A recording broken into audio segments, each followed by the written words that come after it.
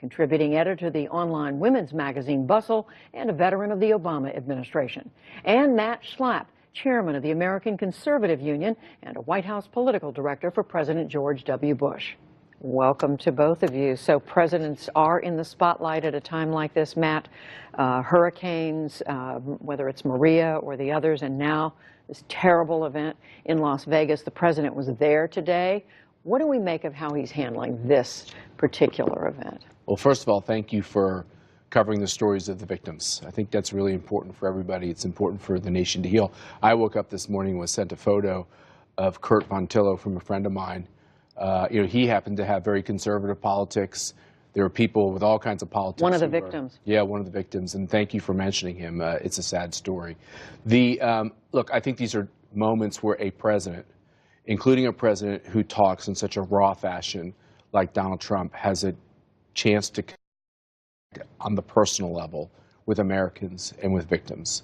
And that's really the test. There is a role, it's not constitutional, but there's a role for the president to be comforter-in-chief.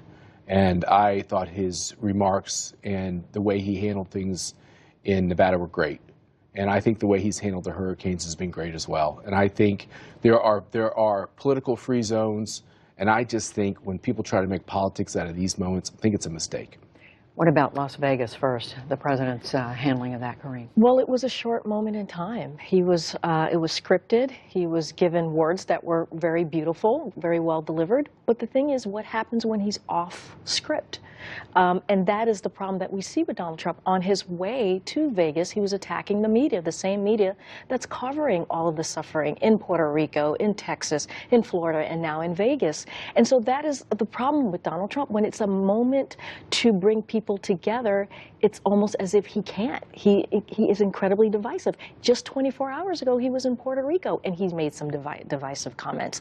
So I just don't think he has the DNA or the gene to actually do what a president needs to be done at this time. What about that, Matt? And in his comment in Puerto Rico yesterday, among other things, he said that this wasn't a real catastrophe like Hurricane Katrina.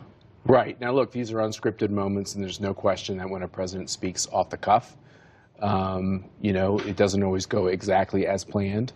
But I actually think when you talk to the people on the ground, the people who are affected, they appreciate the respect when a president shows up, when there's this type of suffering. I think one of the reasons why there's a dissatisfaction with many people in the media with Americans is because they feel like they prey on these moments instead of covering the full story. And the full story at each of these stops that the president made is that he talked to victims, he talked to people who were suffering, he connected to them. If you look at the social media and not so much the media coverage, there's a lot of positive tweets and photos and Facebook posts from people who got to meet their president, and he was there to talk to them. When it comes to Puerto Rico, let's all face it.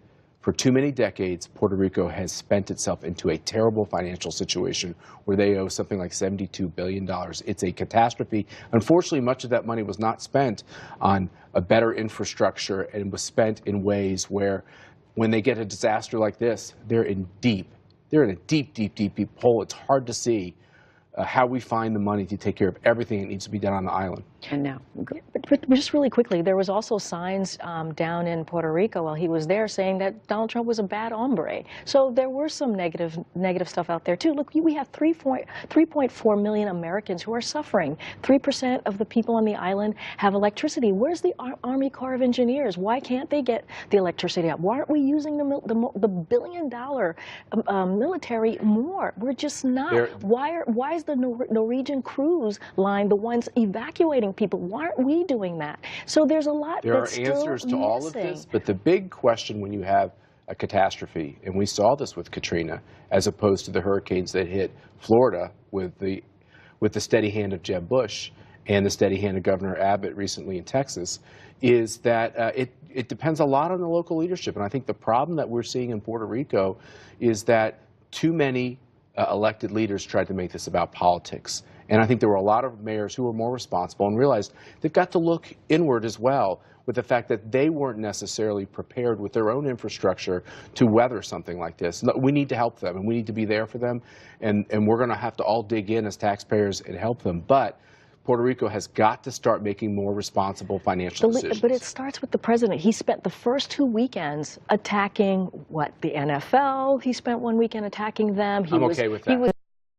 He was vacationing on his golf resort. He didn't even talk about Puerto Rico those first 2 weekends. I when they needed it the most. But he didn't. He didn't. And we know that Twitter is a major way for him to communicate. Yeah. I want to ask you about something else, and that is, Matt, the dispute that flared out into the open today between the Secretary of State and the President. The President was chastising, or I guess putting down Rex Tillerson this weekend, saying don't waste your energy on trying to talk to North Korea. Then we get these reports from NBC News earlier today that Tillerson had to be talked out of quitting this summer. Where are we on this? What do we make of this relationship?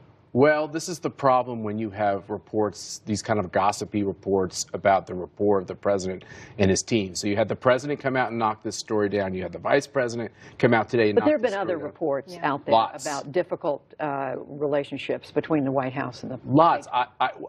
Look, I know a lot of these people. I prefer to focus on what we do know. I think that there are some policy concerns that Tillerson might have with the president that are legitimate, and they're going to, which always happens with cabinet secretaries, especially secretaries of state. I think they're working that out. The idea that somehow he was ready to quit and Vice President Pence intervened, Vice President Pence said that that report is simply untrue. I know NBC stands by it, but I think when I saw the president's tweets on Secretary Tillerson, what I saw is Tillerson's trying to be the diplomat with North Korea, whereas the president is clearly the hammer, and that could all be intentional.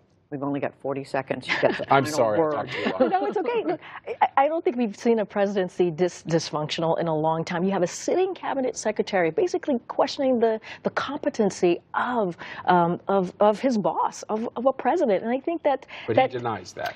Yeah, but still, we've heard Tillerson talk about the president before. After Charlottesville, he said the president speaks for himself. So it's not the first time we've heard reports about how he felt about the president's comments about the Boy Scouts. So it's not the same. This is not the only time. And now Tillerson is having a Dear Leader press conference. This is all insane. Comes right after the stepping down of another. Exactly. Judy, can I just say one thing? Let's not forget the Virgin Islands. That's right. I agree with you there. Let's not forget the Virgin Islands. We do continue to report on that.